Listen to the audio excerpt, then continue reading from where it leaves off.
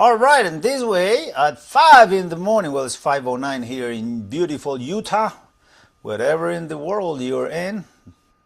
This is not a time to give you grief about the time zone because, hey, it's our choice. This is a free class. And the fact that you're here, that means a lot to me, because that's your time that you're sacrificing to be here.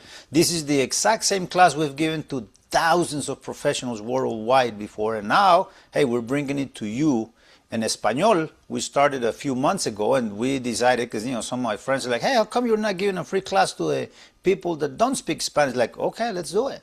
So we're sharing knowledge, and yes, in the other class, we are already like designing with Hamina. Look, we were doing a hockey. I know some of my Russian friends here like hockey, huh? Look at that. Did a hockey arena designing with Hamina. Don't worry, we're going to get to that point in this class, designing in Hamina. We're also going to be designing and doing surveys using Tesos or Cytos. Some people call it Cytos, but I think Tesos is the right way to pronounce it.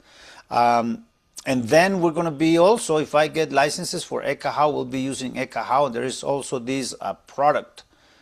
Well, it's not a product yet. It's a project, I would say, called Wavelify.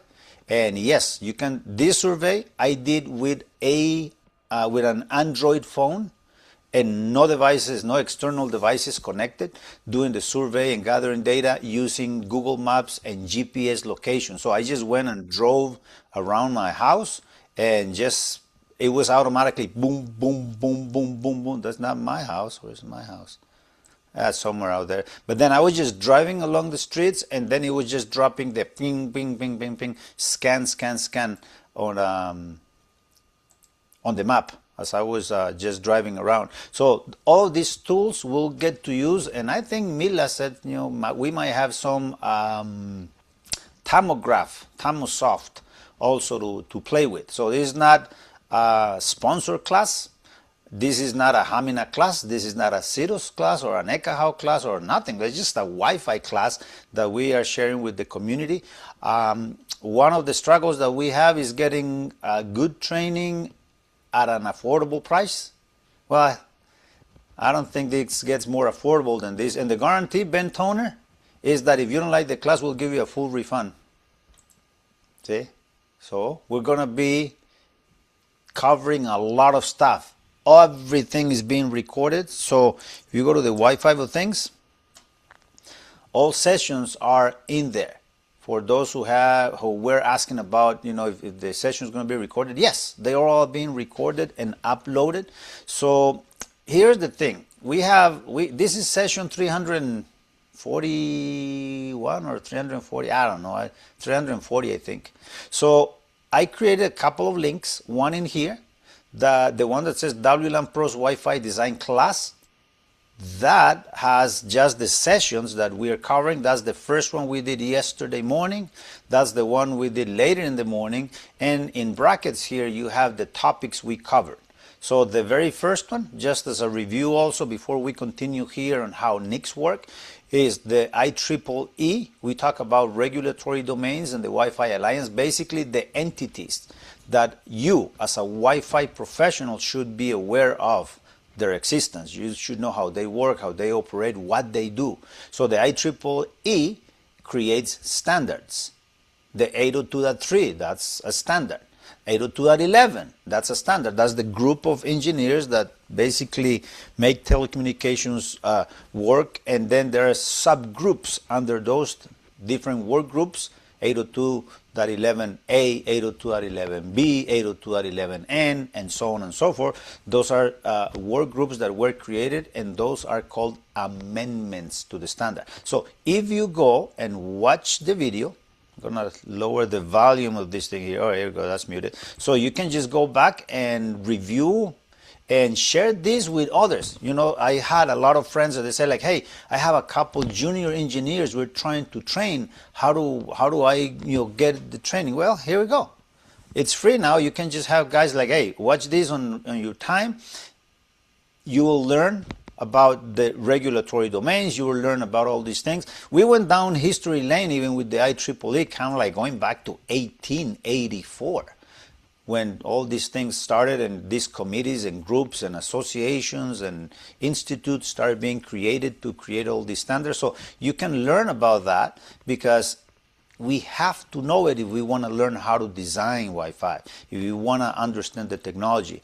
Also, we jumped after the regulatory domains. We had another session, and then we summarized that once we're talking about Wi-Fi, it is waves where we are sending and receiving, and we talked about waves the entire class.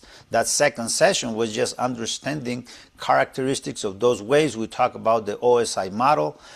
We talked about frequencies and amplitude and characteristics of those waves, because since we are designing Wi-Fi in any environment, whether it's a warehouse, whether it's an open space or in a lecture hall or whatever it is, it's waves where we are sending and waves where we are receiving. And any application that we create, then we're going to have the devices getting those waves, decoding those waves, getting the ones and zeros out of those waves, and then putting it back together. Ben Toner here is the creator of an application called Is it Noversight? That how you say it, or you say N-Oversight? N-Oversight. N-Oversight. Actually, here, do I have a site for that? Just that N-Oversight? Noversight.com. It'll redirect. Just want to say, Ben, I'm a big fan of your app. Thank you. Sweet. Okay. Yeah, I spelled that right? Yeah. There we go. So that's another application that, hey, perhaps down the road, we will be promoting this and showing how it works. That's going to be way down the road. First, we have to learn all the basics. So yes, we have, I don't know, we'll talk to the Ekahau guys and see if we get licenses. Hamina guys, they already told me they're going to give me licenses for you guys once we get to that point. Not yet, because we're not designing still. And then there's going to be WaveLi-Fi. They already told me they're going to give me licenses. Same thing with Tesos. And I'm sure with Noversight we can get, I don't know, a trial or something to show it off and have people play with it. That's great. Absolutely. So these are applications that, as we stated yesterday, our eyes cannot see these waves, we cannot hear or touch or feel these wireless networks. We need tools that would help us view and understand and troubleshoot and design all of this. So yesterday we talked about these waves and then antennas. The last part of our second session yesterday was about antennas, because antennas are these wonderful devices that will send and receive those waves. So we spent some time talking about antennas, understanding concepts about antenna gain, antenna, the vertical plane, the elevation plane or the horizontal plane, the azimuth, trying to understand all of these graphs, and also the different types of antennas. And we played a little bit with an app called Theodolite. So if you haven't watched those two sessions, just watch them. Not right now, because right now we're in class, but you can watch them later and talk to your friends about them and share that if they want to learn, because I keep getting that a lot, you know, that they are getting new people, but they are not trained. Like, oh, now how do we train? I mean, who's going to make the time to explain everything? So now you just direct them to these videos and they can just watch them at their own pace and pause and go back and listen again. If there is something you don't understand because of the noise or the accent or whatever, you can just go back and try to understand what we're talking about. And you have my email, you have my phone. In every email, my phone number is at the bottom. We can just talk there also if you have more questions. We talk about antennas in different places. Antennas in the access points, and internal, external. We talked about antennas on the client side.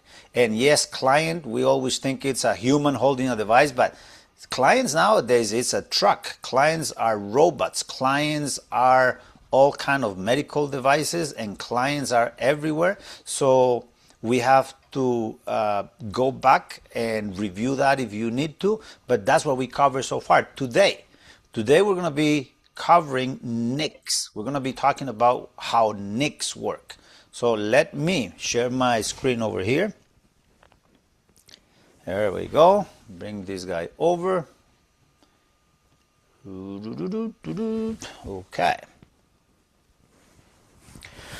All right, and now we get right into the subject. We're talking Wi-Fi. This is the third session of this Wi-Fi design class from Wireless LAN Professionals, brought to you 100% free and like 98% in English. You know, we'll squeeze some Spanish words in there, here and there, and some Russian. Hey, you know, not that I speak any Russian, but I'll remember some words.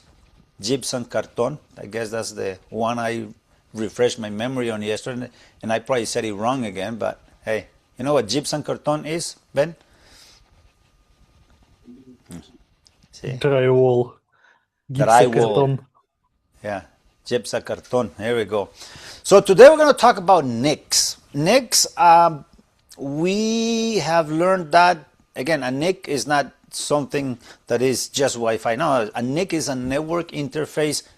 We've learned it as network interface card, but it's a network interface controller. So how is it that NICs work? So yesterday we covered this briefly. Let's kind of like review this again. We have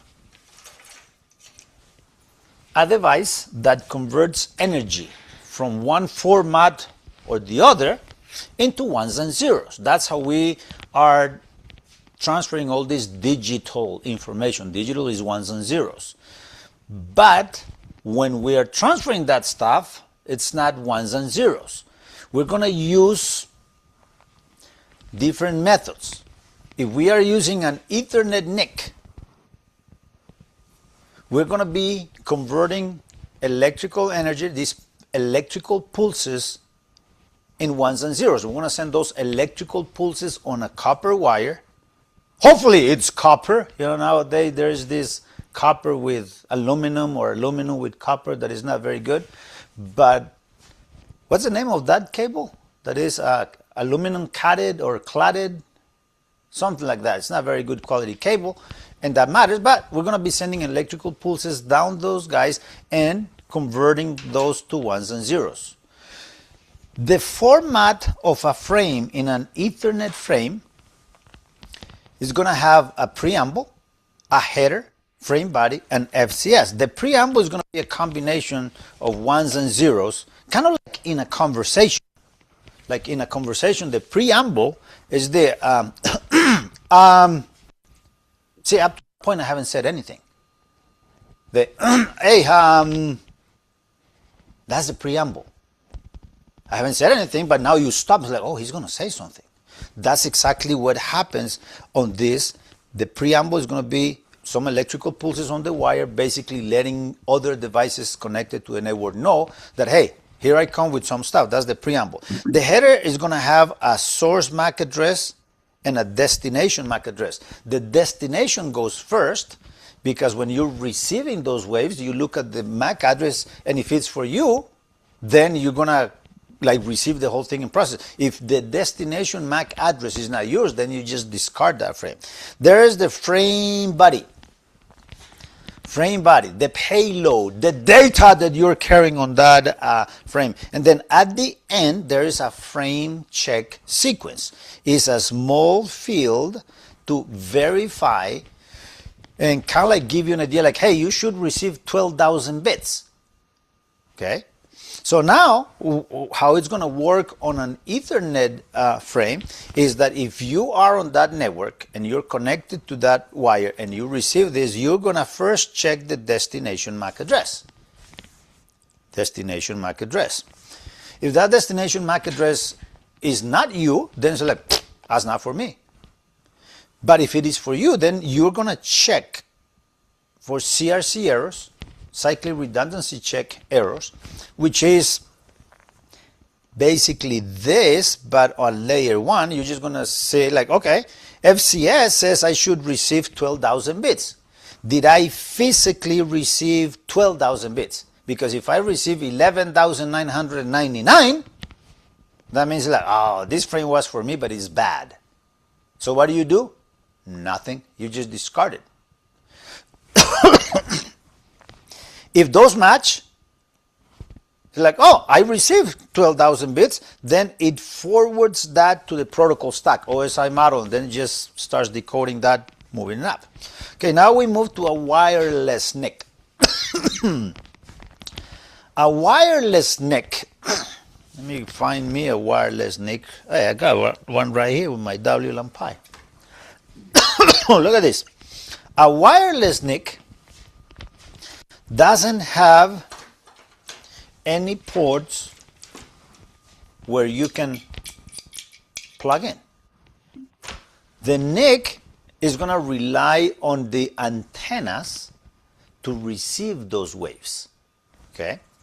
The antennas, as we saw yesterday, they're nothing but a piece of metal that receives those waves. The antenna basically blocks what it's not designed for. So if you have a 2.4 NIC, all of the waves modulated in 2.4 wave will come and will be received by the antenna. But in 2.4, we not only have Wi-Fi. In 2.4, we have microwave ovens because all of these frequencies were released many years ago. And they said like, hey, if you're going to create some device that is going to help humanity, we're going to give you these frequencies that you can just use. And then the guys at GE, they say like, hey, we can put a magnetron inside a box and generate these really high power waves and excite the particles in your food. That's what microwaves do. They generate 2.4 waves, 2.4 billion cycles per second waves, and they heat up your food. And then Bluetooth and Zigbee and BLE and many other technologies, they use 2.4. So the antenna receives all of those 2.4 waves.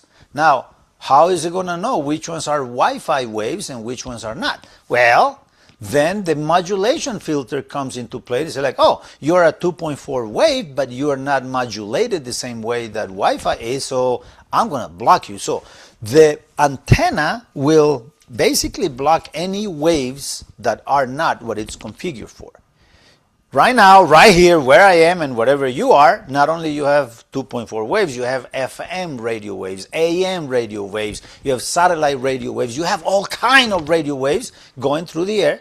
Well, the antenna is going to receive the ones it's configured for. In this case, a NIC, a Wi-Fi NIC, will, with the antenna, receive the waves it's configured for. The modulation filter is going to block whatever is not modulated, the Wi-Fi wave. And then we jump into the same format as the Ethernet NIC. We're going to have a preamble, a combination of ones and zeros, or waves that represent ones and zeros that have some information there in the preamble. Then there's going to be the header. The headers in Wi-Fi get bigger because not only I have a destination MAC address and a source MAC address, I also have the MAC address of the radio that is transmitting those waves and a MAC address of the radio that is receiving those waves. So now we have 4 MAC addresses that we have to worry about. And the headers in Wi-Fi get big, because one of the things I forgot to mention yesterday is that in the OSI model, Wi-Fi works on layer 1 and the lower part of layer 2. That's it. In Wi-Fi, we don't have access to IP addresses. We don't have access to the application layer. So I am not going to know any TCP or UDP. In here, all of the information is going to go in the header. Then comes the frame body, the payload, the part of the frame that carries the data. And happens that in Wi-Fi, most of the frames do not have a body. They don't have a payload. Most of the frames in Wi-Fi don't carry any data. All of the data we need for troubleshooting and a lot of this stuff, we find in the header. And again, Let me just repeat that one more time. Most of the frames in Wi-Fi transmissions do not carry any data. Is that clear? Let's keep that in mind. A lot of the stuff we cover in these initial sessions are probably not going to make any sense until later in the class, because we're just talking basics, and then we start going to building things together, and then later things start making more sense. Most of the frames in Wi-Fi don't carry any data, and most of the frames are small, like less than 1 meg, less than 512 bytes, less than 256. Then comes the FCS. Okay, now, unlike the Ethernet NIC, the Wi-Fi NIC is going to add new information to that frame. It's called the radio tab header. When I receive a frame, I'm going to add some information to it. In my antenna, I'll receive these waves, and then I'm going to timestamp it. I'm going to receive those waves, like, hey, I received it at, and then I'm just going to put a timestamp to that frame. I'm going to add that information to the frame. Then I add a channel stamp. Maybe, let's say I'm sending this information to Boris. Yeah, I always say Boris since I was a kid, Boris. And just today, Ben, just today, I learned that in Russia you say Boris, right? Kind of. He's like, no, still not getting it right for me. Okay, Boris. Close enough, he knows I'm talking to him, right? All right, so if I'm sending those waves to Boris, maybe I send them on channel 1, okay? But then Boris was listening on channel 2. So he's going to timestamp it, what time did he receive it, and then he's going to channel stamp it. He heard it in channel 2, so he adds a channel stamp to it. And then there is an RSSI stamp. Maybe Boris heard that frame at neg 35 because he's so close, it's really strong signal. Then that's what he heard, and then whatever noise he could perceive, he's going to add all that information. And the radio tab header, that information is not sent by the transmitter. The radio tab header is not in the air. The radio tab header, that information is added from the receiver. When you received it, that guy is going to add all that information from its perspective. And then it's going to save that information, added to the frame. Questions up to this point? Okay. We have to understand this really basic stuff because this is what it's all about. Then, once we add that information, we're going to check destination MAC address. Is that for me? If it is for me, then I'll process it, make sure it doesn't have any CRC errors, that the FCS matches. And if it is good, then I'll pass it up the protocol stack for this to start being decoded. If it is for me, but CRC is bad, I say on FCS, hey, you should receive 12,000 bits, and you receive 11,999. So it's going to say like, oh, you know what? This was for me, but it's not good. This don't match. So this is a bad frame. If you receive 11,199, it's not good. Then what do? Nothing. It's like, well, it was from you, but it's bad. You're not going to call me and say, hey, you sent me something, but I got it bad. Like, no.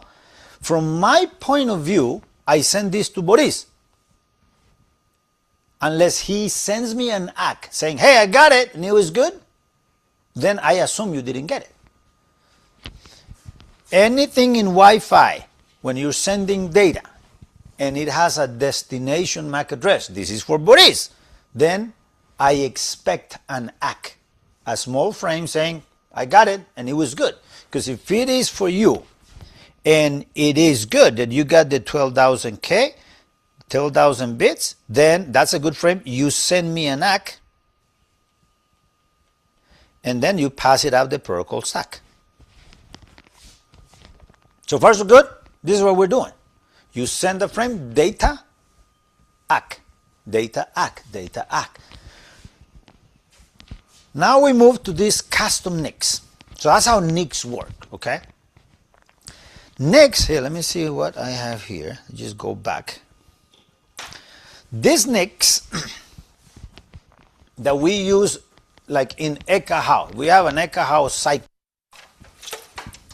Let me just bring these tools in here. This guy has 4 NICs, 4 network interface controllers.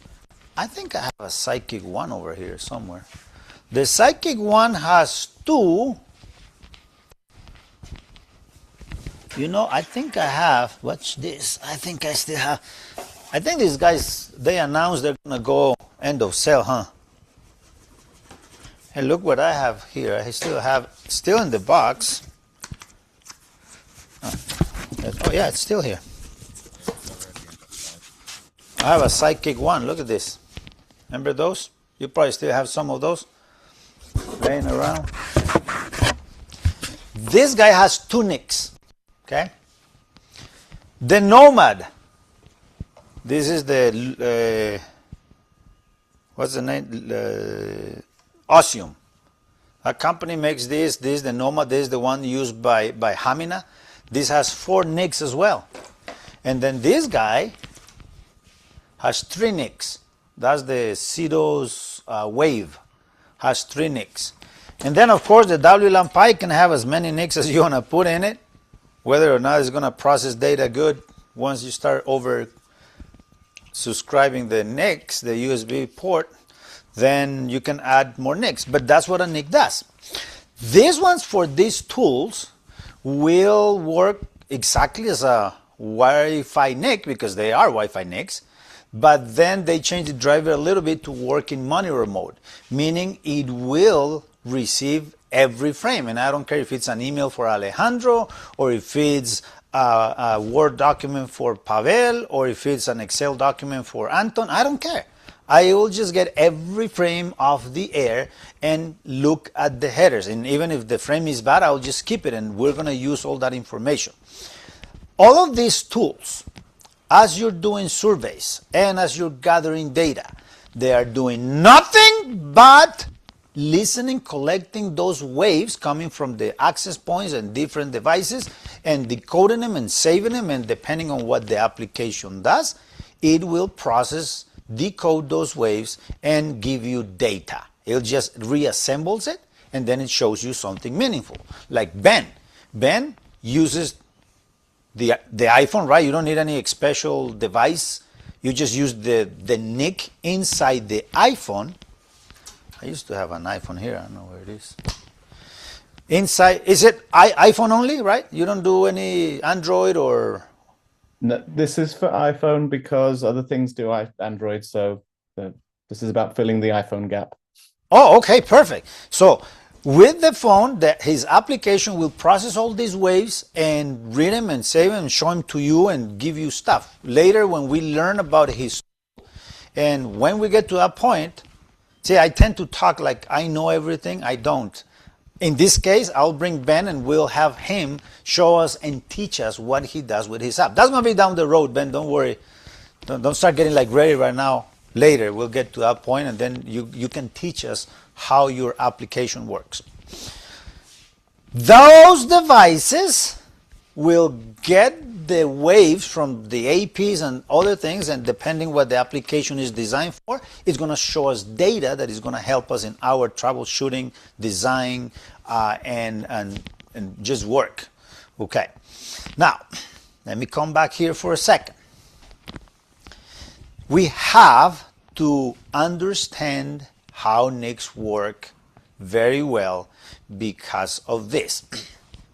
NICs will get these waves from the access points and will do something with that data.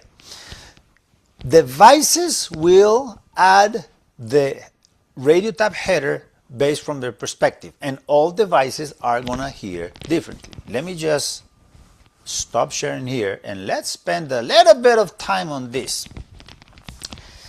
Let's say I am gonna send data to Ali, to Ben, to Boris, and to Simon. Maybe I should have chosen 4 people on the screen right there. Okay, so let's say Ali. I send this data, but this is for Ali, okay? This data goes in the air. Boom, this is for Ali. I send those waves. Boris, let's say you are here first in line in a class. You're first. You're going to receive those waves first. And you're going to timestamp it. What time did you receive them? And then you're going to add the channel stamp. Maybe I send it in channel 1, but you heard them on channel 2. Okay? And then you're so close, you heard those waves at neg 35 dBm. Really strong signal. Then you save that information. Those waves, of course, they're traveling through space. Then, Ben, you're going to hear those waves later in time. So you're going to look at your clock and say, oh, I received those waves out, and you're going to timestamp it at the time you received it. And then you heard it in channel 1, and then you heard it at neg 45. You're further away from the source, then those waves are going to be weaker. Then you just heard it weaker, and then you save that information. Since those waves are traveling through space, and they attenuate as they go through space, and they propagate through space, Alejandro, you're going to hear those waves later in time, okay? You heard them in channel 1. You're going to timestamp it. What time do you receive them? Then you're going to add the RSSI information. You're further away from the source, so you heard them at neg 55. Neg 55 dBm, weaker. Then you add that information to that frame. Those frames keep going in the air, and then Ali, you're going to get the same transmission, same waves later in time. Then you timestamp it when you received it. And then you heard it in channel 1 and you heard it at neg 65. That's it. You save that data. Now, Boris, you're going to look destination MAC address, Ali. He's like, I'm not Ali. So what do? Nothing, you just discard it. Then Ben, you're going to look at destination MAC address. Ali's like, I'm not Ali. You discard it. Alejandro, you look at like destination Ali. I'm not Ali. You discard it. Ali, you look at destination MAC address. Ali, that's me. Then now you are going to process that frame and make sure that the bits are good, and then you're going to pass it out the protocol stack. So far, so good. Then comes the next part. Boris, that frame that you received at neg 35 with your iPad, same place with your Samsung, you heard that at neg 35 with the iPad, and let's say you got it at neg 38 with the phone. Or maybe neg 32, or maybe, because the devices were going to hear different things. Once, they're not in the same place. They are in different geographical spaces. Second, where are the antennas on this guy? Are they here? Are they there? Are they there? I don't know where they are. And what if you're holding the device like this? And what if you're holding it like this? So how is this device going to receive the waves? Depending how you're holding it, then those waves are going to be received differently. Third, yes, there are different devices with different antennas and different stuff, different locations. They are going to receive different things, even if they are near each other. As a matter of fact, devices will receive and perceive different, even if they're the same device in the same location. It's just the receive sensitivity of devices is something that we as Wi-Fi designers have to understand very well. All devices will hear different things. Let me just give you an example. I went to a place because they said, yeah, Wi-Fi doesn't work back here. I go there and do a survey, and I like, everywhere, the worst I saw was next 65 dBm. Everything works just fine. Here, what doesn't work? They bring a Chromebook. Same place I put my Psychic. My Psychic would see next 65. This first Chromebook, next 72. Same place, same AP. Like, oh, yeah, this guy, here, bring me another one. Next 68. I tried another one. next 75. Another one, next 69. So they all saw different things, same place. It just receive sensitivity. Receive sensitivity is extremely critical. We have to understand that. That's like how well can a device receive this and process it and decode it and tell you what it heard. Here, let's explain receive sensitivity with sound. Hey, because we humans are really good at deciphering sounds. I was with my wife watching a show many years ago, La Casa de Papel, Money Heist. You know that show and the guys in Spain that steal the gold? You guys watch that? No? Money Heist? Casa de Papel? No? Yeah, some of you have. Okay. So, we're watching the show. My wife pauses the TV like, what's that noise? I'm like, what noise? I don't hear anything. She's like, there's something beeping in the kitchen. Like, what? Yeah, go check it out. So, I don't hear anything. Like, go. And then I start walking towards the kitchen. And yeah, there's this beep, beep, beep, beep. I get to the kitchen and my kids had left the fridge door open. The refrigerator was open. It's a smart fridge. It's an audio signal letting the humans know that the door is open. My argument is, if it's so smart, why doesn't it just shut the door? But anyway, that's a different story. The device is sending an audio signal, a beep, beep, beep. That audio wave travels all the way to where we were. My wife could hear it even with the noise of the TV on. She paused the TV and she could hear it even better. I could not hear it either way.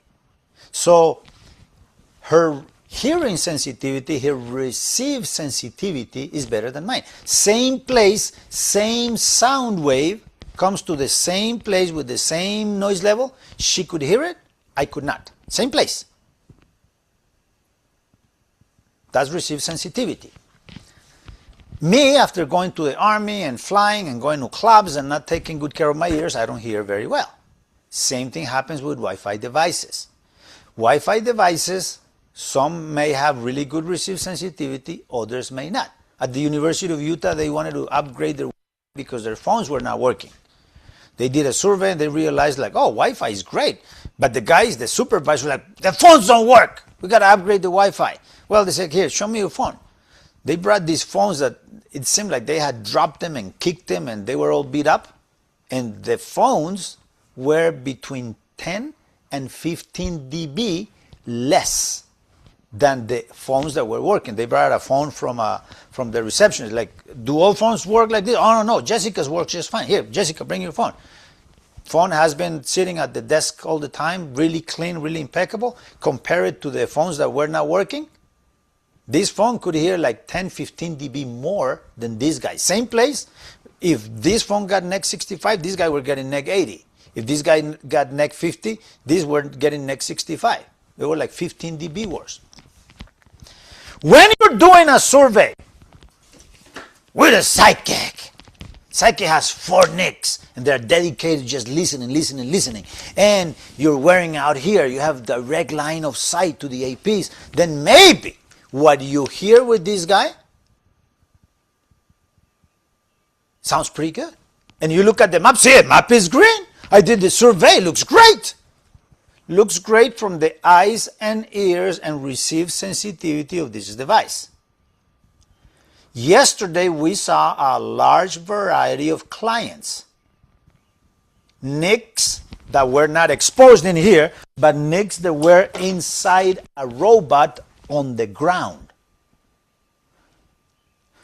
The access points are up high if they're sending waves and they have to go through the merchandise, the racks, the stuff, and then make it all the way down inside the robot. Then the receive sensitivity of that device and the enclosure, the metal enclosure around it, are gonna be receiving waves that are not probably as good as when you do a survey up here with the device and you're getting a clear line of sight to the APs. That's when they say, oh yeah, at an offset. Like, this apply 10 dB less. Let's say that everything I saw remove 10 dB from the top, and then whatever you have left, that's what a device would hear. Which device? All devices hear different.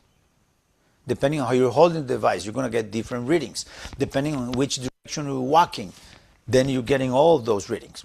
Questions? or comments up to this point. Receive sensitivity, that's something we have to understand, and also understand that all devices hear different things based on their locations, and that it's waves what we are sending, waves what we are receiving. Have a comment. Yes. Even with the same device, we can have different sensitivity levels, like if the battery is 100% or 25%. Absolutely. And as a matter of fact, thanks for bringing that up. At a conference, one of the wireless LAN professional conference, we did a test in Phoenix, I don't know, 7-8 years ago or more, I don't know. We sat at a table. Here, let me just stop sharing here for a second. We put in a table, put an access point, sending 2.4 and 5 gig waves.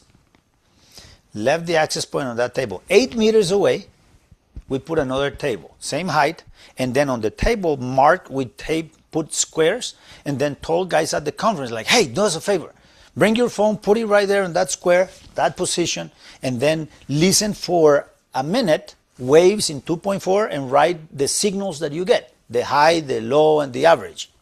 And then in 5 gig, so we were just sending, we created 2 networks, one in 2.4, one in 5 gig, sending waves. And then they gather data. And then we put that in a database. And then later to analyze, try to compare what devices saw, we got iPhone, I think it was iPhone 6s. Ben, how long ago is that? iPhone 6. Long time ago, huh? I don't remember when that was. Long time ago. Long time ago. So we, out of all the data, all kind of different phones, Android and different flavors, and then iPhones. The iPhones are very consistent, okay? So we use that as an example. Say, okay, well, let's just pick the iPhones. iPhone 6s, they were like, I don't remember how many iPhones, 70, 80 iPhones. iPhone 6s, same model, same firmware, same software, of course. Same everything. Same AP, same orientation of the device, same distance. There was about a 12 dB differential. Yeah, we can say like, oh yeah, if I hold it like this, I get one reading. If I hold it like that, I get another. If I put it like this, I get another. If I hold it with my other hand, I get a different reading. No. This one was a table with the AP, didn't move, a table with the phones, and they were all set at the same height, same distance, with nothing touching it or holding it or blocking it. Same everything. Same type of phone, same model, same software, same firmware. About 12 dB differential. Some saw NEC 44, some saw NEC 56. Same place, same everything. Yes. So they don't calibrate client's device? No Wi-Fi devices are ever calibrated. The silicon is just different. Even, and this happened many years ago in the air magnet days. They had these guys testing NICs and getting readings and getting the signal. And then they had this junior engineer doing, because you had to put a device and test it. You have a NIC here and listening and then getting the readings. And then they were comparing. So they put a Netgear NIC and then got the readings. And then they got a Cisco NIC and then they got the readings. And then they got, a MediaTek NIC and got the readings. And then, of course, they all got different things. So by accident, one of these junior engineers, they did the test with one NIC and then put another NIC and did the test, and it was different. Okay, of course. But then he goes and looks at the NICs, and he by accident put 2 of the same NICs. I think they were Cisco NICs. Same model, same firmware, same lot when they were built, manufactured. Same everything. And then the curves were different. There's something wrong. Why are these 2 NICs exactly the same model, same batch, same everything? They have different readings. And they're like, there's some, and then test it again. And then got different readings. They got the senior engineer, the guys that knows everything. He's like, oh, yeah, you junior, here, get out of the way, you're doing it wrong. Puts it in, tests, different readings. Like there's something wrong. So they contact these guys, the manufacturer, and they explain, like, we did this. And it's like, well, yeah, of course. What, do you think we calibrated this thing? Like, no. These NICs, they're not calibrated. And all these manufacturers, they just get it. I mean, the NICs are like near perfect. They sell them to NASA or to the Army, I don't know, to whoever pays the most for those NICs. The ones that are less than perfect, they're just going to send to, I don't know, other companies or the chipsets that will be installed on certain devices that they don't need to be so perfect. They're less than perfect. So no NIC in Wi-Fi is ever calibrated. Not the ones we buy. I'm sure, at different industries they might have, but they're going to be, $600 NICs. You cannot put a 600 NIC on a $100 phone. So no, they're not calibrated. Except they are sidekick. they are calibrated a bit, so the calibration value, they're not crap. Yeah, but it's very vague. It's not like it's going to be perfect every single time. Because as we'll see later as we go through this class, it's amazing how much it varies just by holding a device. We've done tests. If I hold this device with my hand like this, I get one reading. Same height, same everything, and I do this, I get a different reading. If I turn the device like this, I get a different reading. If I do it like this, I do it like that. It's just amazing, how this works. That's why when we are doing surveys, what you see is what you get with the device you're doing the survey. From the place that you're holding it, in the direction you're walking. There are so many variables in these things that any reading you get is what you get that day with that device in the position you were holding it. This is why we're spending some time here, because the receive sensitivity of devices is critical for what we do. Pavel said that a sidekick has its NICs calibrated, or at least, or at least offset. Kind of. Even though, yes, I know they may have spent time and a lot of efforts in like calibrating these guys to other of these guys so they kind of like read the same.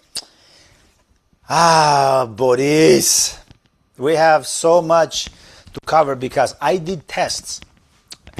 Now that we're talking about it, hey, since we don't have a schedule to meet and time constraints, let's just look at a couple of things. Because here it is. I was concerned. Well, I was not. People were. They asked me all the time, like when you were doing a survey, people ask me all the time, here, how do I move this stupid thing to the other one? Here we go. So like, hey, Fernand, how fast should I walk when I'm doing a survey? You heard that question before? Like, hey, how fast should I walk when I'm doing a survey? And I got that question so many times that once I was training this guy to go into a warehouse, and I was training these kids from high school to do surveys, and the guy asked me again, say, hey, Fernand, how fast should I walk? And I look at the kid in the eye and said, listen, kid, those waves travel at the speed of light. Go ahead, run if you want. Those waves are eventually going to catch you. It doesn't matter. You can walk as fast as you want. But then I started getting curious, like, well, maybe it matters how fast you walk. And yes, there are many other factors that, depending on how many channels you're scanning and how many NICs you're using, and if it's the phone or if it's an external device, then yeah, there are many factors. So I say, like, yeah, you know what, that matters, because if you only have one NIC and you're scanning 11 channels in 2.4 and 25 channels in 5 gig and 59 channels in 6 gig, then scanning those 98 channels, staying 105 milliseconds on each channel, that's going to take some time. And then, depending on how fast you're moving, let's say it takes, how long would that take? 105 milliseconds each times 98, about 10 seconds, 8 seconds? I don't know, let's just say it's 10 seconds. If it takes you 10 seconds to scan from channel 1 all the way to channel 233, is that the last channel in 6 gig? Something like that, 233. So if it takes you 10 seconds and then you scan here channel 1, and you are moving really fast, I don't know, on a car, and then in 10 seconds, you can do a long distance. So if it's, I don't know, 50 meters, can you do 50 meters in 10 seconds? Easily, right? Then, 10 seconds later, you go back to scan channel 1 again. And then whatever you get here and here, you're going to interpolate. What I saw in channel 1, I'm going to compare and do the math and see what it's in between. So yeah, there are many factors. But let me just get to the bottom of the story here. Happened that I said, well, maybe it matters then how fast I'm moving. Let me just open this guy and go to... how fast is too fast? Here we go. So let me kind of tell you what happened. And let me start here. I had done a survey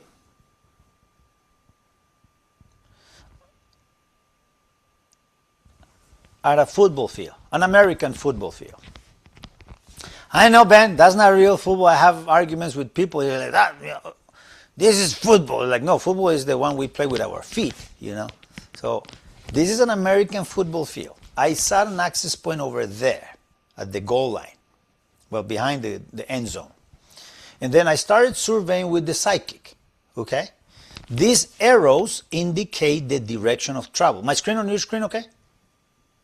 Okay, so I'm walking in that direction. The access point is here. I was with a psychic 1 at the time. Let me get this guy out of the box.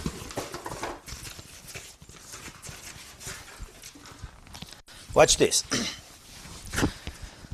Have the psychic hanging here from the side. Okay? The APs are over there, and when I'm walking in that direction, the psychic line of sight to the APs. See? So the waves coming from the APs, I get them. And over here, they look really good. And I'm walking in that direction. When I come in back at the 5-yard line, see? Now I'm walking in this direction with the psychic here. The access point is over there. My muscular body is blocking those waves, and in here they look really bad. I turn around, and then when I'm going over there, further away, they look really good because now I have the direct line of sight to the AP. Does that make sense? So it looks good going that way, it looks bad coming this way. It looks good going that way. So that didn't make sense. It was losing like 15 dBs. I'm not a 15 dB type of guy. Here's the other thing that happened. Hang on 1 second. Watch this. According to the laws of physics,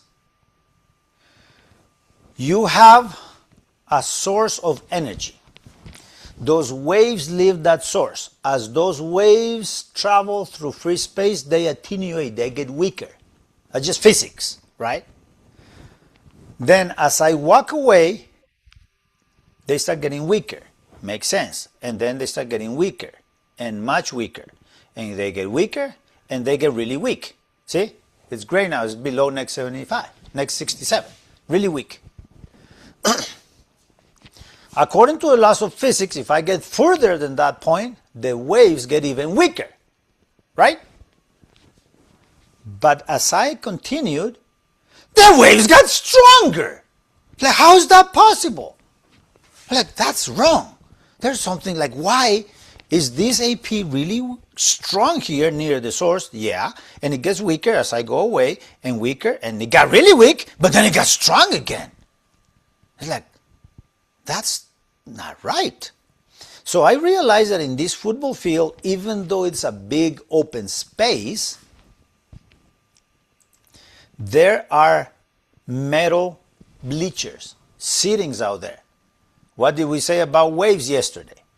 In metal, they usually bounce. So I was seeing reflections of these waves from the access point and going there. So now I had so many problems, like, okay, so if I walk in one direction or another, the signals I get, the heat map looks different. And now, this is not really open space, I'm getting reflections, so how am I going to test this and see if, one, Speeds matter, and how I hold it and how I walk matters. So that's why I did this. And I decided to find me a place where there were no trees, no bleachers, where there was nothing around. I went to the Salt Flats. Salt Flats is, you know, where they race cars and stuff? That's near here. It's about an hour and a half from here. So I went to the Salt Flats because there are no trees, no bleachers, no houses, no nothing. And then I brought gear and we did some testing.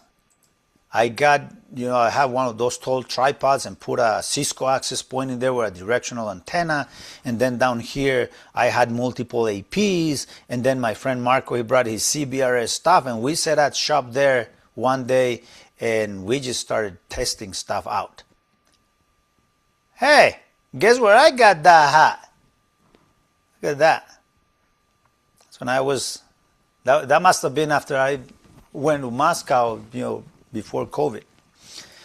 And then since there are no reference points to do a survey, I had to set cones and we just set a grid and then I started testing. Walking with the access point in the middle. Walk. This is 2.4, this is 5 gig. That's the heat map I got. Of course, I'm not going the whole 360 degrees around the AP, but I covered that. Then this is the speed. Well, there's no speed, just walking. And then that's the distance and the time it took me to do this area. Then, going on a Segway, I was going 10 miles per hour, and then that's the distance, and that's how long it took me, and this is the heat map. That's walking, this is on the Segway. And then in here, that's going on the car at 20 miles per hour. That's the heat map. So like, man, this apparently matters, the speed. This is what on an open field, because I went back to a football field and said, okay, let's see if the design in ECA House says that if I place the access point here, this is what I should see. That's the heat map. Went and set up this tower with the APs and set up batteries and stuff over there. And this is what I came across, that I was going in one direction, look good, look bad, look good, look bad. And then this is a stop and go. And this is what I should see on open field according to the design. This is what I saw going on the Segway north-south. The heat maps, notice, they are different. Yes, if I'm going north-south with the psychic here, when I'm going there I see one thing, when I'm coming back I see other things. Heat maps are different. So I said like, okay, since I'm blocking, not blocking, blocking, not blocking, what if I set the psychic in a way that I'm not blocking it? Regardless of if I'm walking in this direction or that direction, I'm not blocking it.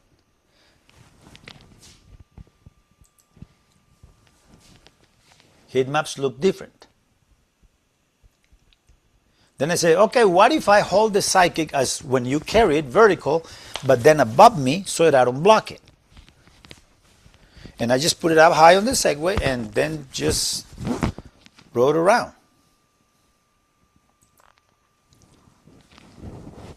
Heat maps look different.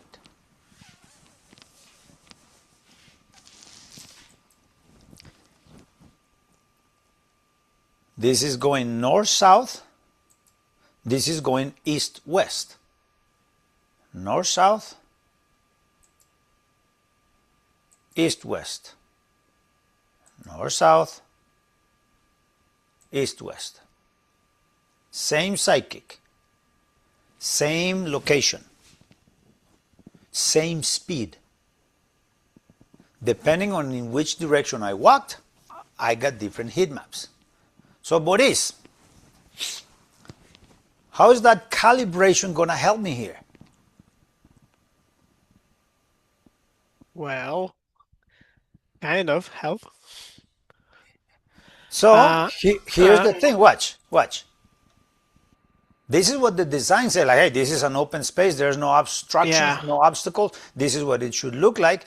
This is how it looked depending on how if I went north-south, if I went south-north, if I went east-west. Yeah, Which heat map are you going to show your customer?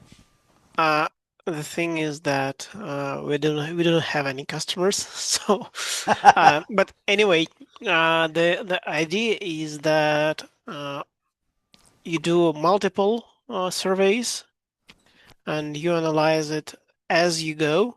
So when you walk in one direction and when you walk into another direction, and basically what you can do, you can choose the worst scenario if you Okay. need to build a more stable wireless network, or you can And which one of discuss.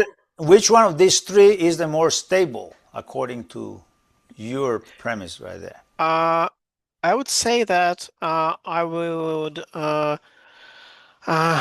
make a mesh of these pictures actually, and cut out any zone that is not covered in at least And one of. and this is from the eyes and ears of a psychic. Sidekick, yeah. You Now, need an offset to that. and here's the argument that many people have. Like, how many people in their real day jobs use a psychic to connect to a network and transfer files? Zero. Zero. So, like, the approach that Ben has in using the phone is if you do a survey or you're measuring something with the phone, that's what the phone sees. So Right. there's no need to offset it. And that is that phone that he's holding right there, depending on how he's holding it. Ben, have you done some testing, like, I don't know, wearing the phone not in your hand, but having it in a backpack or in your head, or, I don't know, holding it sideways instead of vertical, or... I think the way you hold it with your hand and the antennas you cover is the highest effect. Okay. Generally speaking, in a scattered environment, your phone has got multiple polarizations of antennas, and if the signal is being refracted and diffracted, it's reaching different polarizations. So what you see, and in fact, in the desktop version of my app, you can actually see the different antennas. And what you'll see is as you hold it differently, position it differently, the RSSI measured by each of the antennas is kind of swapping over. And what you're reading as an RSSI out of a NIC is usually it's a combination. It's either like a maximum ratio combination, MRC, or if there's MIMO involved, it's more complex. But basically what's happening is you're getting a combination of multiple antennas, and that takes some of that deviation away. But if you hold it so that you block all the antennas or completely shield it with your body, sure, 10 dBs, no problem. Okay. Now, buddies, don't take this personal, okay? I'm not arguing with you. We're just trying to show that there is no, like, right and wrong here. I'm not trying to say that the psychic's bad. I'm just trying to say that, yeah, even as good as they are and the time they spend with this, what do you do with it and how you walk and at the speed you walk and the channels you're scanning and the environment may yield different results and heat maps on your survey.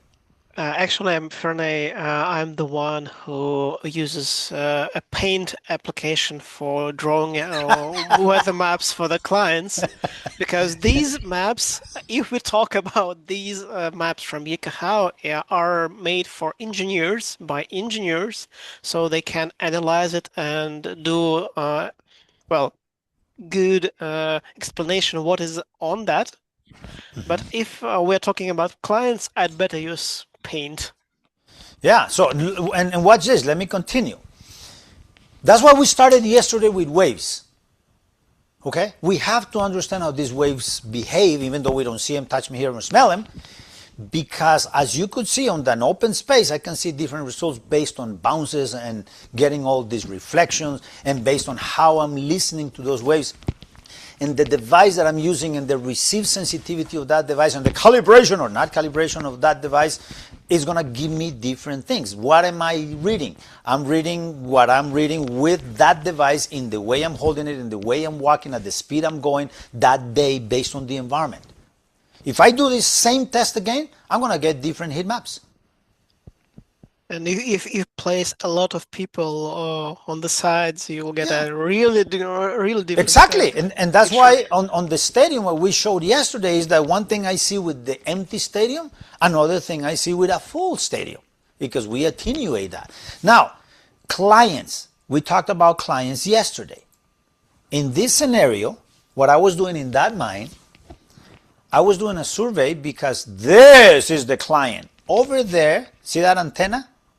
That's the antenna that receives the waves through a cable, brings it inside. There is an access point inside that provides connectivity to devices inside the truck, cameras, audio devices, sensors, and things. And this is my Wi-Fi client. So if I want to do a survey down here, what I see down here, it doesn't compare to what the antenna sees up there.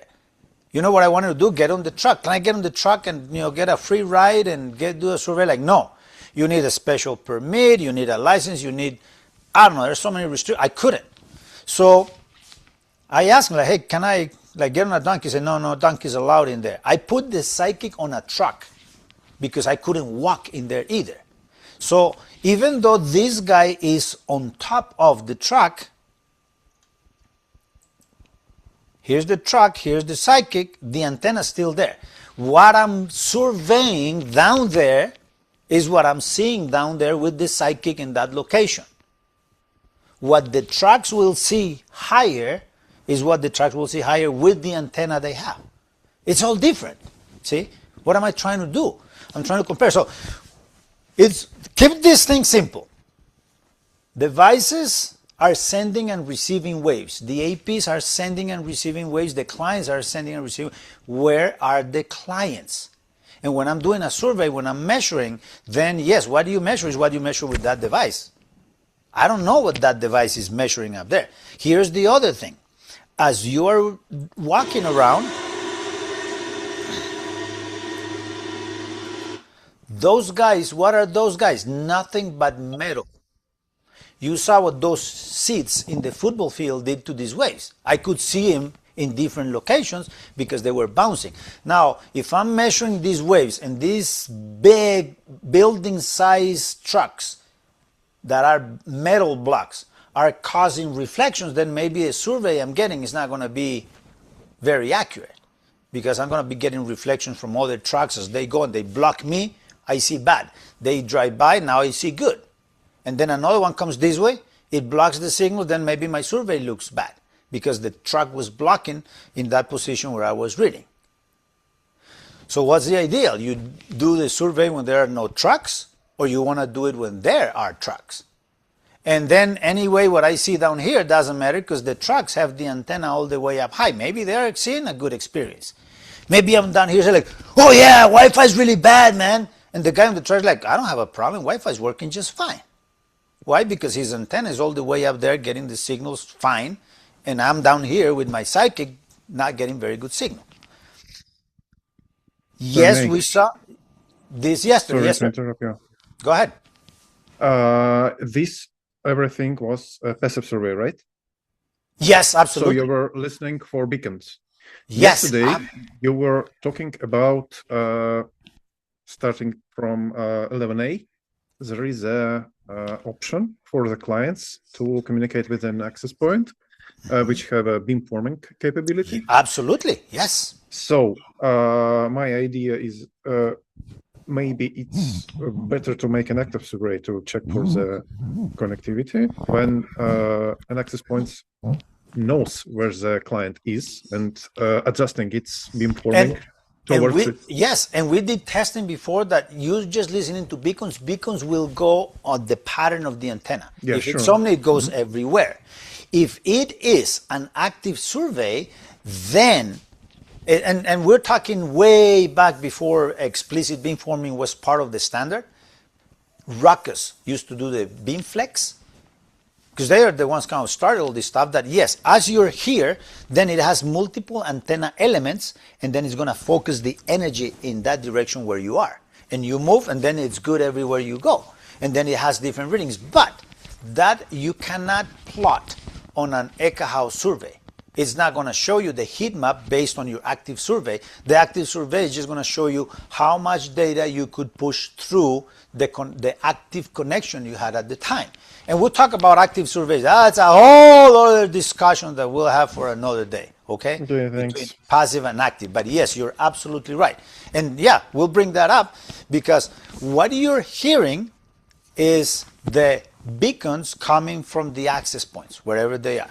In this case, if the client is not the truck with the antennas, 5-6 meters up high, but it's a robot with the antenna. We saw these guys in action yesterday at a warehouse.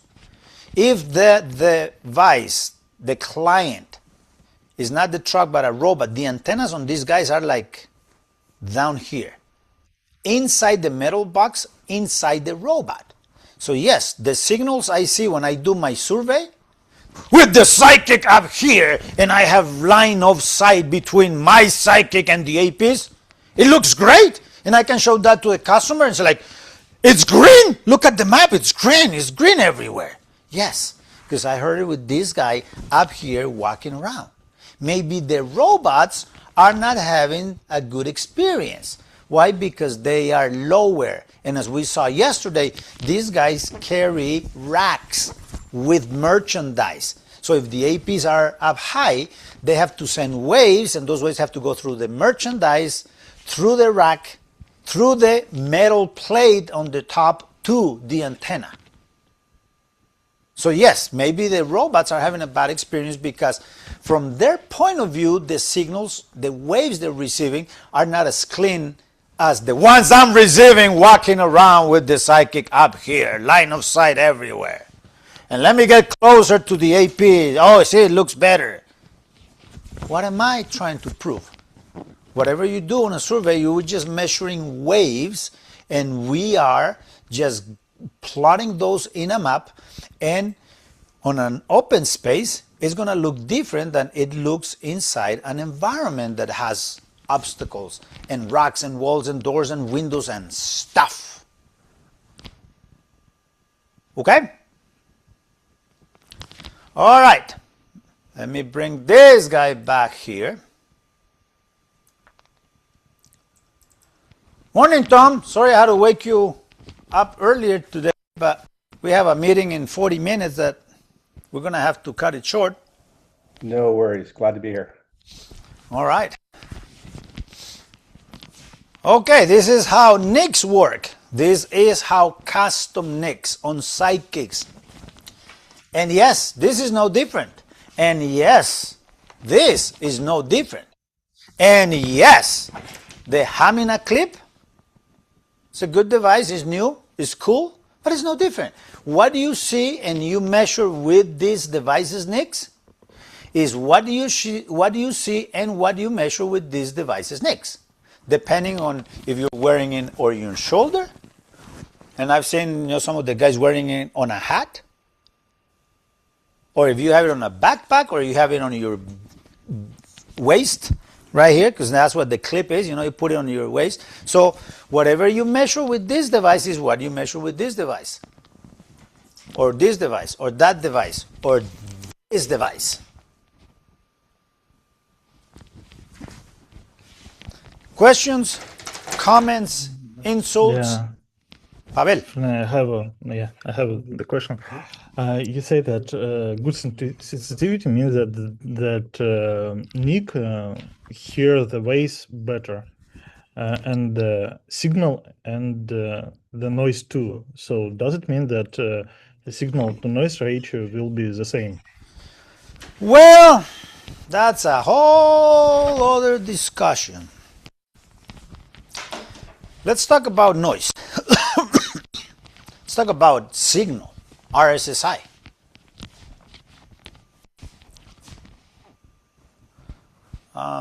Okay, I had like three things planned for today. I think this contention stuff, this is going to be so long that we're just going to leave this for tomorrow or the next class. I don't know, we'll figure it out. But then let's stop right here, because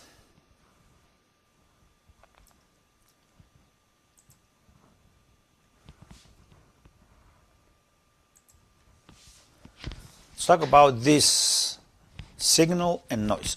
RSSI, received signal strength indicator. RSSI, the signal. RSSI is the signal. As we could see, devices will hear different things. Devices will do the interpretation differently. Why? If you have a dedicated device, maybe it's going channel per channel per channel per channel per channel scanning. If you're using, let's say, a phone, the phone is doing its Wi-Fi thing and then it gets off channel and then scans and then comes back and then it just gets samples. So when you're doing a survey, let's start with Ekahau. I know a little bit about Ekahau. You know, I've been working with Ekahau for over a decade. This guy, I don't know if that has changed, but these guys with 2 NICs will go, and let's say you're doing 2.4 and 5. You're scanning those. So you go with 1 NIC, let's say on channel 1, and you stay on that channel for 105 milliseconds, listening for beacon, beacon, beacon, beacon, beacon coming from the access points on channel 1. 105 milliseconds. Why 105? Because beacons, and we'll talk about this later, don't worry. Beacons will go out 10 times per second, which is actually 10 time units, 102.4 milliseconds intervals. A beacon goes out, 102.4 milliseconds later, another beacon from that same radio comes out. So if you stay on one channel for 105 milliseconds, there is a good chance you're going to get 2 beacons from the same radio. And then I move to channel 2, and then I listen there for 105 milliseconds. So I'm getting samples. I just get, 105 milliseconds worth of beacon, beacon, beacon, beacon, beacon, multiple APs, and then move on to the next one, then move on to the next one, then move on to the next one, move on to the next one, then I go to channel 11, 12, 13, 14, and then I come back to channel 1. So that device is just doing the scanning. Ben, let me ask you, since you're here, not that I'm picking on you, but since you're here and you create tools, how much control do you have on the iPhone to tell it to go to a channel and stay for a certain amount of time? Oh, nothing. It is very passive on an iPhone. You're just listening to what it's delivering.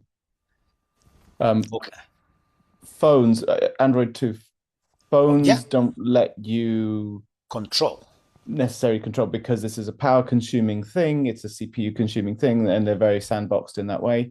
You are passive and you're listening. In iPhone, I can get a new signal once per second, but it's not scanning that frequently. On an Android phone, scanning is very dynamic. It's like 3 times in 2 minutes. But if you go to the special debug menu, which I could happily show anybody, you can get it like 3 times a minute or something like that. Okay. So the advantage of these external tools is that you have control, I assume, of more how you're going to scan the channels and get samples. Now, here's the other thing. When you are receiving these waves, your device, your antenna with the cable and the decoder, the transmitter, receiver device, and the software, the drivers will get to a conclusion of what the value of that signal was. In dBms, or in milliwatts, or in percentage. If you go to Windows and look at the RSSI, you may say like, the signal is 78%. 78% of what? Well, 78% of 100%. And what is 100%? I don't know. Then, like if you're looking at Cisco, we're talking power levels. Any Cisco guys in here? What's power level 1, Alejandro? I don't remember very well, but it's a relation with the power in milliwatts. It's the highest power. Don't worry. And again, I'm not picking on anybody. I've asked this question to the Cisco guys that work in Cisco at the Cisco building. What is power level 1? And then I had a guy like, that's the highest power. Okay, how many dBms is that? Max of OCC. Maximum. Maximum. This depends on the channel, because each channel, Uni 1, 2, 3 has how many dBms is that? I asked the guy, and he said like, that's a And then you look at the other guy and say, well, you know, if it's in Uni 1, it's 30 dBm, but if it's 36 dBm, say, oh, and then another guy say like, well, guys, but if it's a regulatory domain, that is, you know, then they start talking because the regulatory domains, maybe my maximum in Uni 1 in one country is 23 dBms, but the maximum in the same channel in a different regulatory domain is 30 dBm. And maybe in another one is 36. And maybe in another regulatory domain that channel doesn't exist, cannot be used. So what is power level 1? It depends. Depends on the channel, depends on the regulatory domain. See? So what is power level 2? It's the same minus 3 dBm. Minus 3, yeah. Minus 3 dBm. So that is half the power. Exactly. Half of what? Half of 1. The maximum? Right? Maximum. Yeah, so power level 2 200. is half of power level 1. And if you don't know what power level 1 is, 200 milliwatts. where? In what channel? In what regulatory domain? It depends. Yeah, all right. Other devices will give you a number from 0 through 99. What's the signal strength? Oh, it's 90. 90 out of 100. Or, it's like when you go to a Cisco interface, that if you look at channel utilization or look at utilization of an interface, and it says it's 127. 127 what? Well, out of, you know, it's a scale from 0 to 255, and it's 127 busy. Does that kind of like make sense? I mean, it's all over the place. So, looking at the interpretation of RSSI, who's right? Who's accurate? Who's precise? The least capable, most important. From that point of view, right? From that device. Now, let's talk noise. How do NICs, so basically, NICs will do different interpretations of power based on how good the chipset is in doing the interpretation of these photons and these minuscule particles in the air. It receives those and then it analyzes those and then it gives you a number at the application layer. Then, how is noise calculated then? I'm asking an honest question here. Who knows then how devices will calculate noise? Ben, you probably have played with that, huh? Well, on-channel noise, as far as I'm aware, is estimated. But based on they have a knowledge of their thermal sensitivity, so what their empty channel noise is. But when the signal is present, it's an estimate. And it's sort of, you know, FDM between, like, either between the tones or when there's an empty tone. Yeah. It's complicated and it's often estimated. Extremely. Now, if we're struggling trying to figure out how devices calculate the signal, you think noise is any different? It's just another metric that devices have to figure out. Some, they just have a pre-established value of noise. So let's say, I don't know, let's just say I'm a device, let's just say I'm an Intel device, and let's say, well, I'm not going to calculate noise, I'm going to assume that noise is neg 100. And then if my signal that I calculate, estimate, I say it's neg 65, and my base noise floor is 100, then I get the difference between signal and noise, and I say I have 35 dB signal to noise ratio. And then I'm going to make decisions based on that. And it's all programming. So if I have, let's say, 35 dB of signal to noise ratio, I can use modulations of 1024 QAM. Don't worry, we're going to talk about all of those. If right now you're like, whoa, SNR, MCS, what is that? Don't worry, we're going to get to that point, but we're going to go baby steps. SNR is that gap between signal and noise. If that gap is big and clean, then you can use higher modulations. You can go faster. You can send more bits, more waves, and get better success at getting data through. Since I am estimating my signal and I'm guessing my noise, and I'm thinking that, hey, you know, it's 100 minus 100, my signal next 65, 35, and I send 1024 QAM, data, NOAC. Data, NOAC. Like, this is not working. Maybe the noise is not neg 100, so maybe this program said like, I don't know, then make it neg 90. And then it starts playing with those values. Or maybe there is a mechanism in the chipset that, as Ben said, it will go in, get off channel, and then it has another component, another chip or another device that is going to start measuring noise or measuring signals in the air. Yes, we're going to get to spectrum analysis later. Not later today, later in the class. And many of these things are going to start making more sense. But it's really difficult to calculate that noise. Now, here's the other thing. Some devices use the NIC, like the Wi-Fi NIC, to get noise. But what's the problem? Let's just go back to what we covered earlier today. What will the antennas do? They receive anything that is configured for. It fits a 2.4 NIC, it receives all the 2.4 waves. The modulation filter will filter out whatever waves are not modulated the Wi-Fi way. Then only Wi-Fi waves are the ones that are going to be decoded, received, analyzed, ones and zeros taken out, and then rebuilt in the application.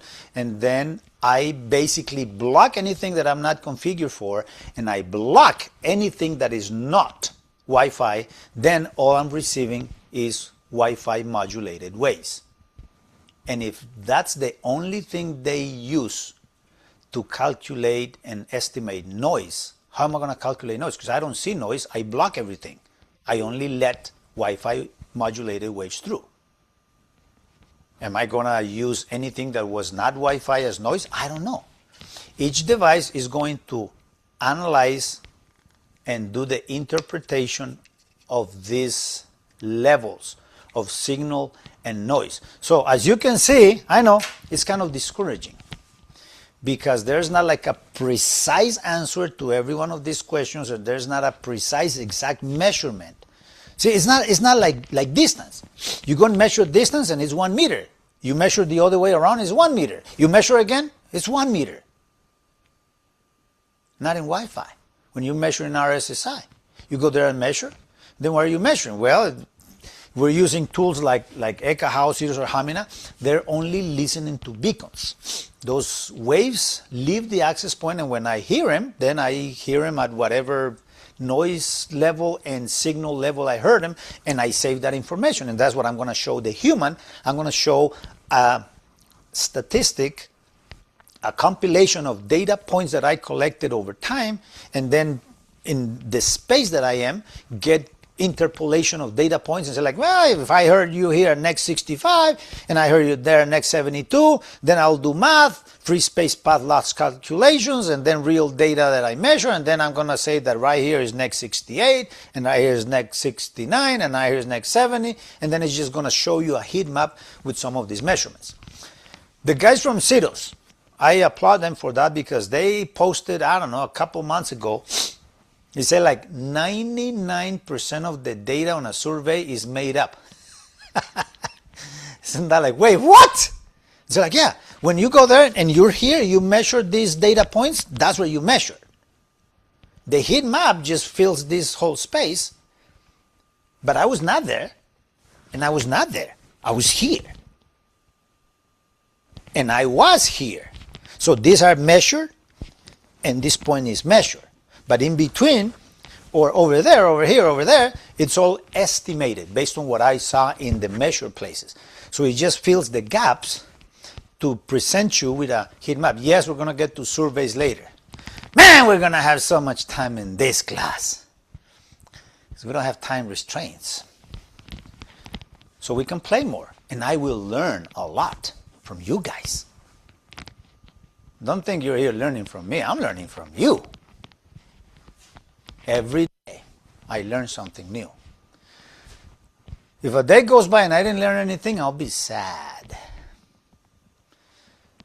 So like I said, you use Paint for actual reports. You made it up. You make it up either way, either using programs or just Paint. And yeah, when you're doing a survey, yes, you're gathering some real measurements, and then yeah, if you're filling in the in-betweens using math, then yeah, you're getting as close as reality as possible. But define then now reality based on what you measure. So today we have been talking about how NICs work. How is it that these devices will send waves and receive waves and do the interpretation of signal and noise and calculating between them, and how our devices, based on the received sensitivity, based on the antennas, based on their location, based on their batteries. Yes, devices are going to start making decisions differently based on battery levels, based on temperature, based on many other factors. We're going to have so much to talk about in the coming classes, but this is just the beginning. We start with waves because after all, this is all we're analyzing. This is all devices are sending. This is all devices are receiving.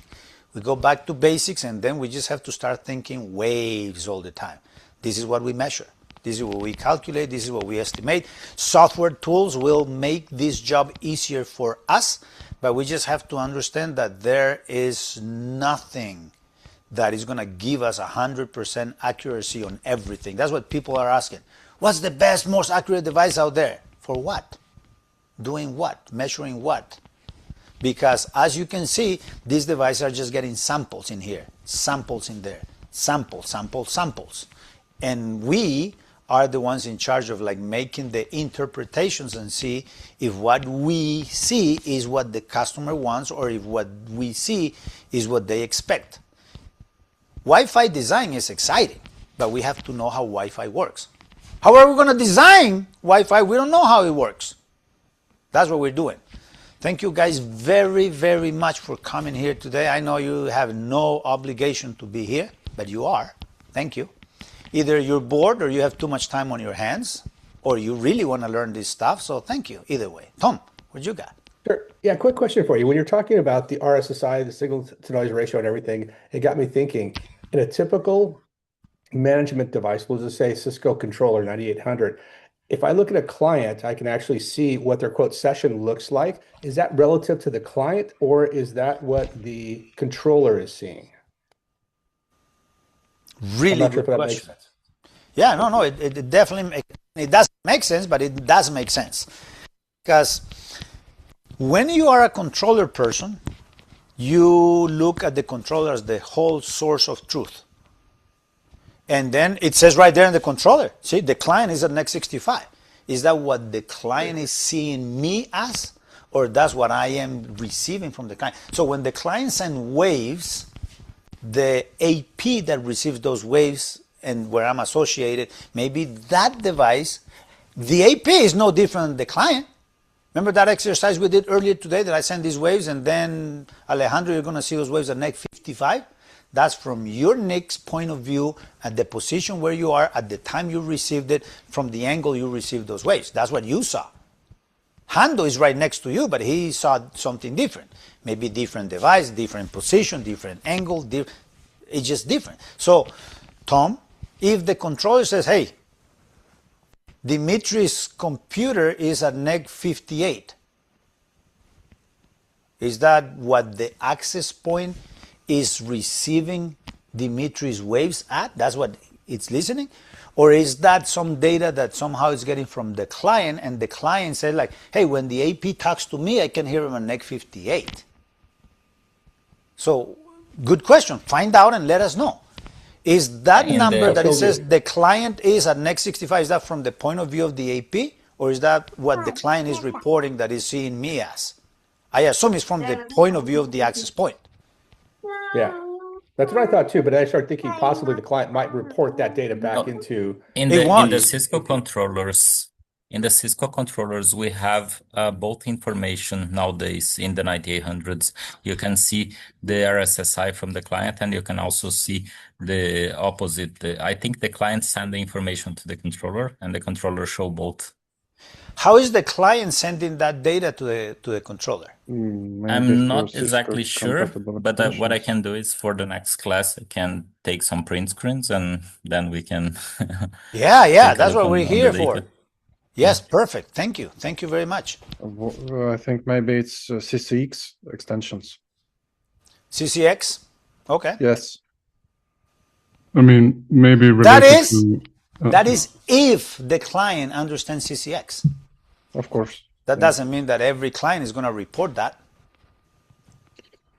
And Fernie, I'm sorry, are you going to tell something about antenna polarization and waves which are being radiated by antennas of different polarization and stuff? We briefly covered some of that stuff yesterday on this the second session. We can extend on that a little bit.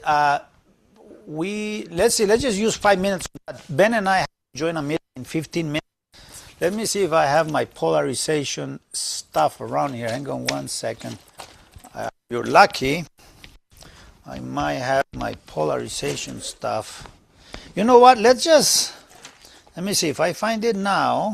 In the next minute, we'll talk about it. If not, I'll have that ready for the next class, and then we can talk about polarization. Hang on 1 second. Renee, goodbye. I'm going to have to drop before our 15-minute time just to get some time.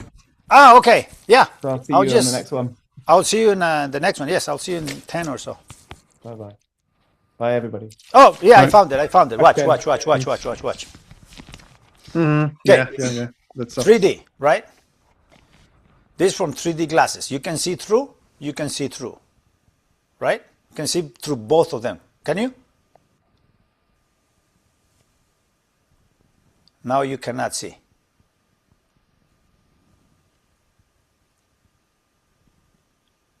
This one, I don't know, vertically polarized, so it's filtering light vertically. This one is filtering light horizontally. You put them through, you can still see through both of them. There's vertical polarization, horizontal polarization. When I turn this guy over, now those gaps in between them are being filled, because if this is vertically polarized and I can see light through, and this is horizontally polarized and you can see light through, but now when you turn them, you do this, and now those polarization gaps get filled. Now you don't see anything through. Does that make sense? This is polarization using light, so we can better understand that. And now, yeah, like that. See that? So antennas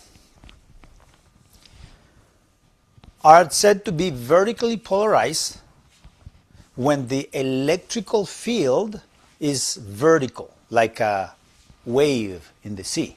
Okay? Well, these electrical fields, perpendicular to them, there's going to be a magnetic field. So as the wave goes up, there's this magnetic field that builds.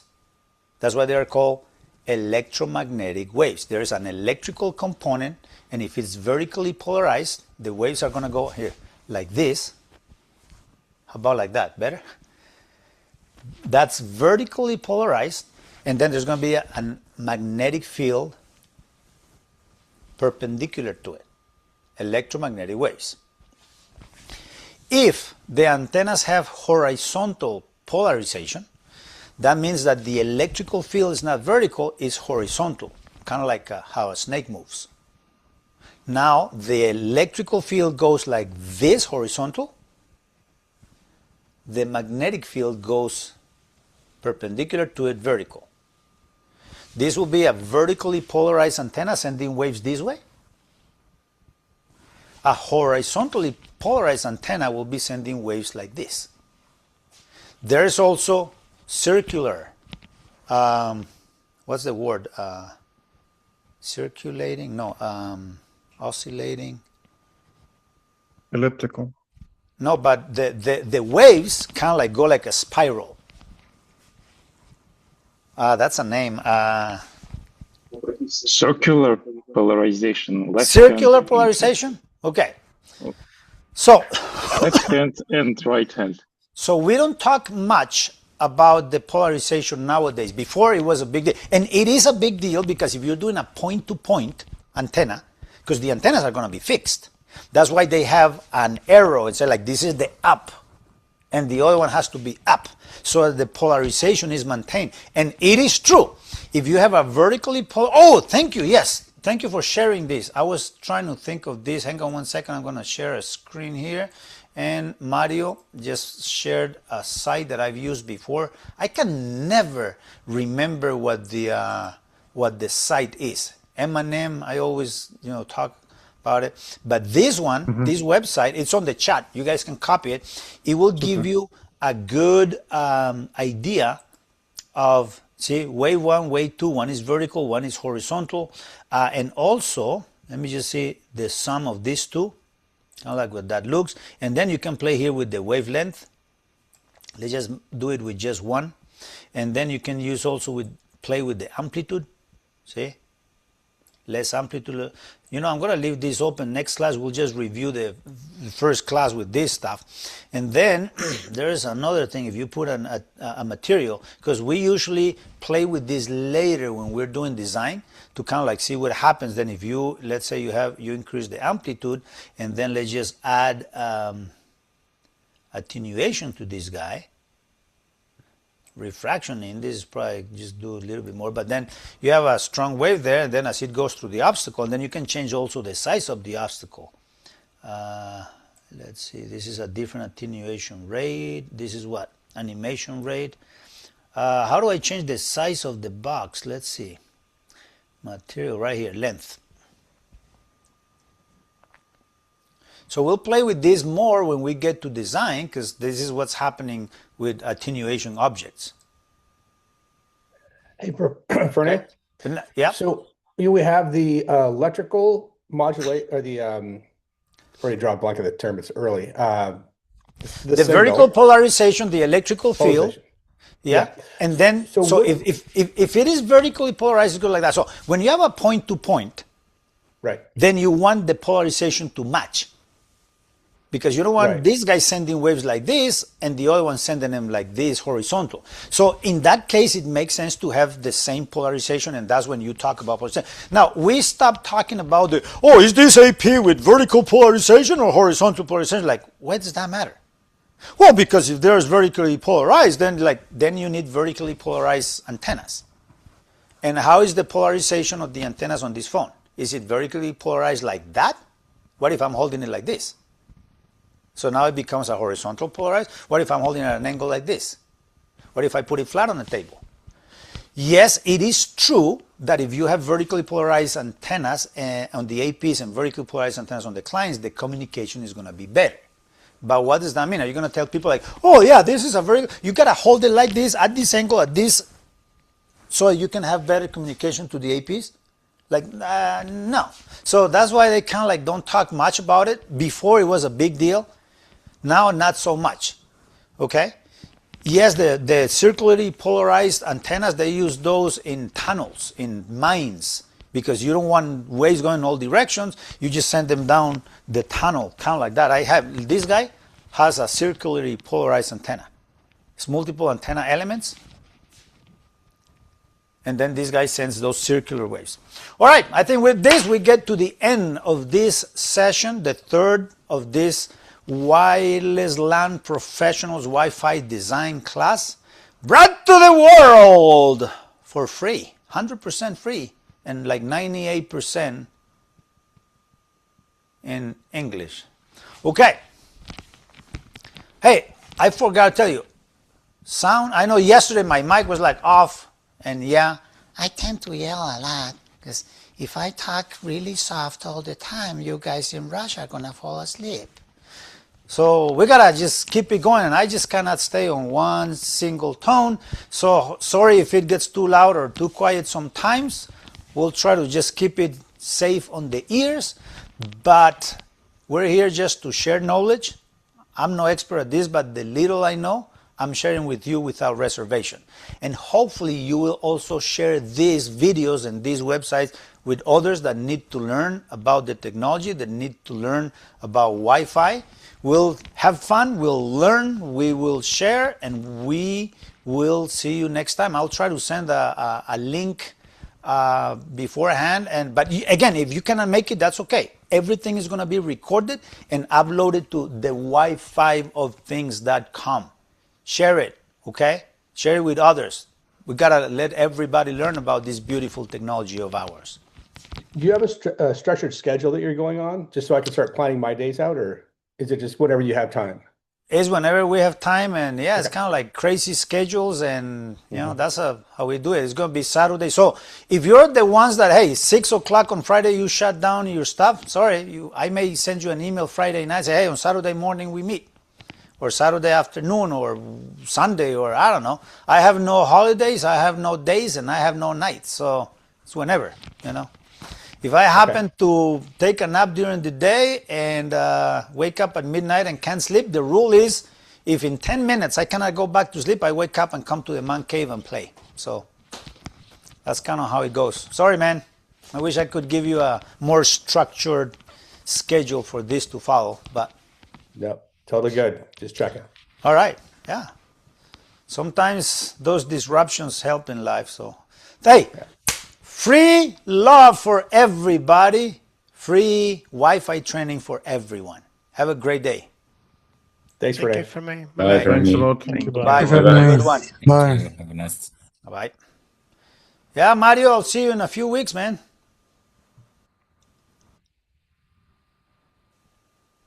I heard you like some what's it called? Smoked meat. So Yeah, we can go have. We went to a barbecue place. Octavio Pete's. took me there. What's that called? Pete's smoked meat. Pete's. Yeah. Yeah. Oh man, that was good. Yeah. Yeah. All right. I'll see you then. Sounds good, buddy. Okay. Bye.